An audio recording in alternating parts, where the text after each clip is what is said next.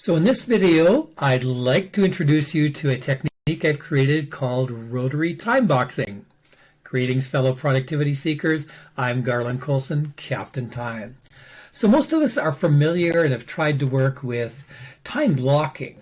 So time blocking is where you set aside time in your calendar for each of your major projects or your major responsibilities. And I've shown some examples here, budget and financial first thing on Monday, 2 hours of product development, lunch, email and phone calls, return after lunch, then marketing for a couple of hours, then admin, planning, and throughout the week I've added other things for team meetings, professional development, team coaching, etc., client projects. So that's time blocking, and it works great for many people. Many people find it messes them up though, because if you end up with extra meetings, suddenly you lose that time. If you lost your team coaching time, how do you get it back? So Rotary time blocking is the answer to this that I use. So first off, time boxing, I should have said Rotary time boxing. I'm not used to calling it that.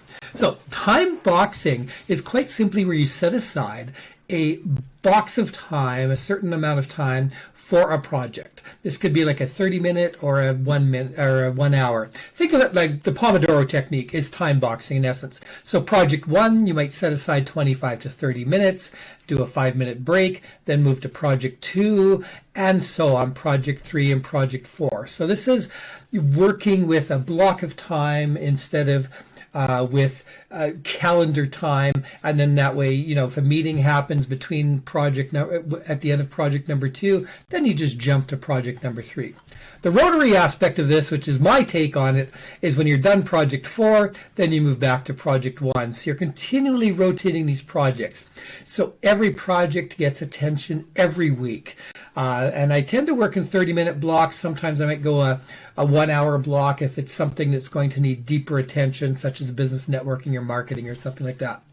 So let's look at an example, maybe a little more real life. Let's say you've got a marketing block and you say, what are the top 3 things that I have to do? Task 1, task 2, task 3. So I've only shown the top 3 here for each. So in this case, maybe it's create a new landing page for my latest product, set up an email marketing campaign for that product, and to create a social media campaign for that product as well. So pick up my timer, set it for 30 minutes. It can be a timer on your smartphone. It can be a web-based timer, or you can get a kitchen timer and just set it for 30 minutes. Then I'm going to work on the landing page for 30 minutes, or in my case, I'd probably delegate it because I suck at graphic design. So I would delegate that part. And then if I finish the landing page or finish delegating it at the end of 30 minutes, before 30 minutes is up, I go to task number 2 to set up the email marketing campaign, and so on. So I work on each of these until they're done, and I always have the top 3 going here. Once the 30 minutes is done, I make a note in the task where I ended off, close my marketing list, and open up my human resources and training list. And in this case, it might be, I need to find a trainer for a certain kind of software I'm using. And once I'm done, doing that search for that, maybe I want to hire a new assistant. So then the sub-task to that would be to write a job ad, then post a job ad on job sites. And I might also want to set up weekly check-in meetings with my direct reports. So these are examples of where you can just go ahead and do these, spend your 30 minutes on them, then close, then go on to the next 30 minutes. So notice I'm only ever looking at roughly 3 tasks, my next 3 tasks for each project, because I've got that in my task management system. I've set that up to drill down to the views. Client retention program, you set up a client retention program so you don't lose them, create some client surveys, find out what's going on, why are they leaving, collate that data, share the data with your team, and create an improvement plan.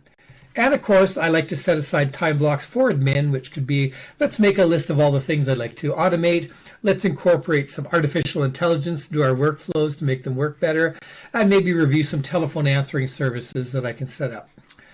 And then once again, when you're done number 4, admin, you go back to marketing.